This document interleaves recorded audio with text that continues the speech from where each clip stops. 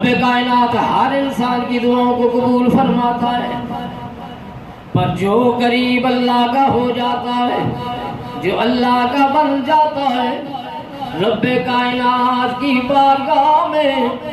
کسی بھی مرید کے لیے دعا کر دے ہاتھ اٹھا کر، مولا یہ تیرا بندہ ہے، میں بھی تو گناہگار ہوں، کیونکہ ولی نیکوکار اپنے آپ کو نہیں سمجھتے، وہ ولی تو اپنے آپ کو تابعدار سمجھتے ہیں رب کا، پر نیکوکار نہیں سمجھتے، وہ عاجزی و انکساری میں رہتے ہیں، رات دن اللہ کی عبادت اور ریاضت کرنے کے باوجود، ساری رات اللہ کی عبادت کرنے کے باوجود،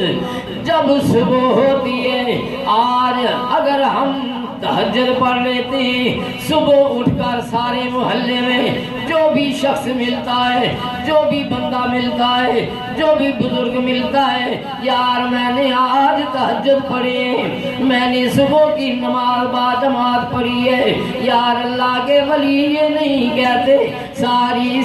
رات اللہ کی عبادت میں مشغول رہتے ہیں، ولی کی نشانی یہی ہوتی ہے، بھنگ پینا ولی کی نشانی نہیں، شوخیاں مارنا ولی کی نشانی نہیں، ارے طرح کے کپڑے پہن لینا ولی کی نشانی نہیں، مولا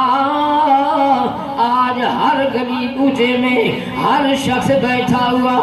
اپنی ولایت کا دعویٰ کر رہا ہے، میں بھی ولی ہوں آ جاؤ، میں دم کر دیتا ہوں، میں بھی ولی ہوں آ جاؤ، میں تمہاری مشکلیں آسان کر دوں گا، کلمہ سنا جائے کلمہ نہیں آتا، نماز سنی جائے نماز نہیں آتی، وضو کا طریقہ پوچھا جائے وضو کا طریقہ نہیں،